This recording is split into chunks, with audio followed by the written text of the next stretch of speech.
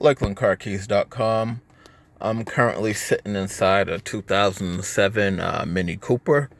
I am actually at a tow lot. This was an impounded vehicle.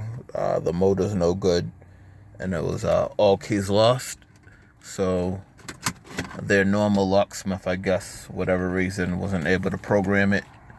There was already this non-smart remote key, which is a slot key. You could just go ahead and put it in. So I used the Key 2 Plus. I already went through the programming. The programming was successful. But I just want to give a quick rundown of what I did with the Key 2 Plus. I don't think I needed internet. I didn't do it on the bench. I know a lot of places are going to say that, which is true, it's a little risky doing it on the computer, on the car.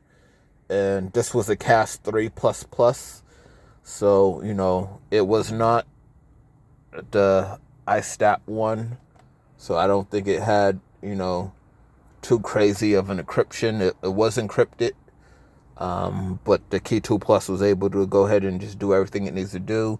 Everything functions as it should. It was a flawless program. That's my van there. It's running. I have the jumper cables hooked up, and I'm connected.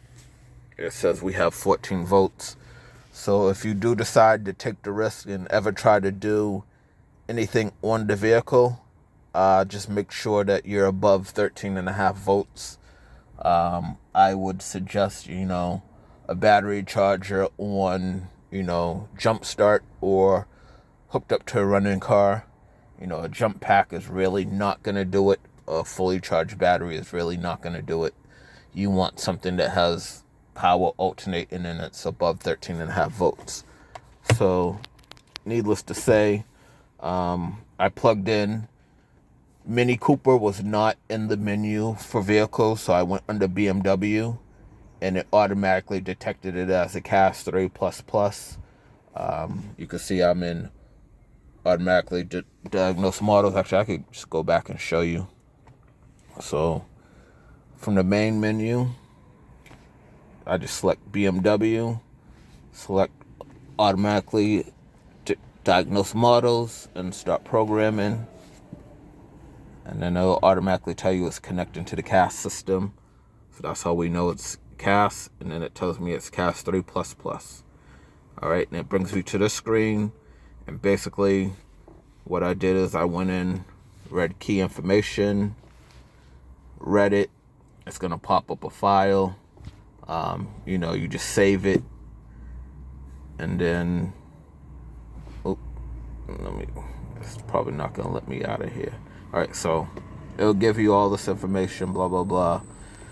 I'm not going to continue to read it, but when you're doing it, you're going to hit yes and continue to read it. It will generate a file. Just pay attention to where you saved the file and, have today's date. So it'd be pretty easy to determine what it is. See, right now it says, status of the key and the ignition switch is key 5. That's the one I just programmed. And then if I'm going to cut the blade, this is the code right here. On my machine, if I remember correctly, or in general, you take off either the last digit or the last 2 digits of the key code, and that will give you what you need to cut your blade as. So I'm going to go ahead and hit no because I already did it. And then once you have your file, you could go in, prepare daily key. You could put the key in the slot. It's going to prepare the daily key. And it also went ahead and went through and did the programming. And after that, I didn't have to do anything much. Everything was done. Like I said, this is all programmed. When it goes through, it's going to tell you to start the vehicle, and if it does start, let it run for a minute. Because it's going through encryption, it tells you that it could be up to 16 times of trying to get it. I was able to get it on the first try, but like I said, this particular vehicle, the engine's locked up, so unfortunately, I can't start it. But yeah, that's it. Like I said, it was a very easy job to do on the car, and I didn't have any problems. But there's always a risk. It's always the safest route to pull the caster module and do it on bench. I wasn't too concerned because, like I said, this is a tow lot car. We didn't know the condition of it, and somebody's been in here before me trying to program it. So, you know, I was willing to take the risk, and it worked out. All right, LakelandCarKeys.com.